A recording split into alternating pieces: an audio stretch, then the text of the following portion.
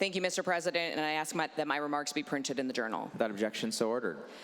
As of yesterday morning, a 9-year-old child from Troy remains in critical condition 3 days after accidentally shooting himself in the head with a firearm that he found out in his home. This was a tragedy that was entirely preventable, yet one that still happens far too often in our state and across our country. Today, I'm asking for your co-sponsorship and vote on a resolution to recognize June 2025 as Gun Violence Awareness Month in Michigan. This is now the 7th year that I've introduced this resolution. In my first 4 years in office, the then Republican majority refused to even take up such a resolution. And I know that residents across Michigan were at their wits' end with a legislature that not only took no meaningful action to curb the epidemic of gun violence, but refused to even recognize gun violence as an issue. Refusing to recognize an issue doesn't stop it from happening.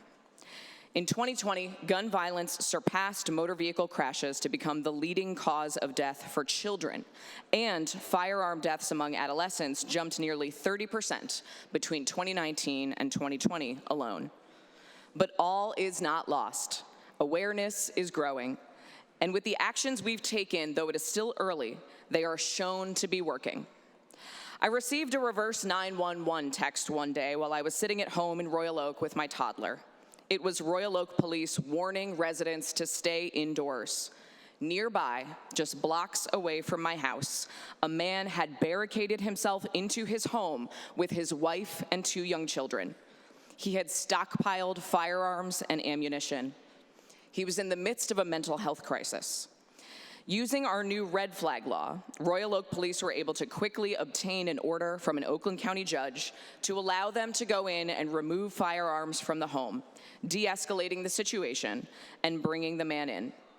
Using Oakland County's CORE program, a co-responder program in which law enforcement partners with mental health professionals, they were able to get this man, a one-time professional football player who had suffered from CTE after years of abuse and head trauma, the help that he so desperately needed. It very likely may have saved this family's lives.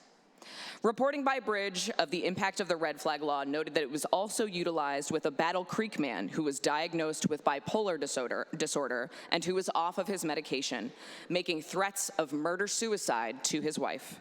It was used with a 27-year-old voicing suicidal ideation in the midst of divorce proceedings, his wife concerned that he would actually follow through.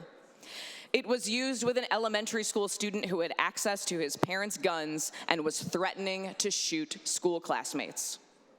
Last summer, I attended a community conversation on gun safety at Royal Oak United Methodist Church. The event was organized by a Clawson teacher who somberly opened the event with the revelation that she herself had lost 3 of her own students to gun violence. One boy who died by suicide who had access to his parents' unsecured gun. 2, a 15-year-old named Kaylin who was shot and killed by her stepfather. Kaylin was trying to protect her mom and died.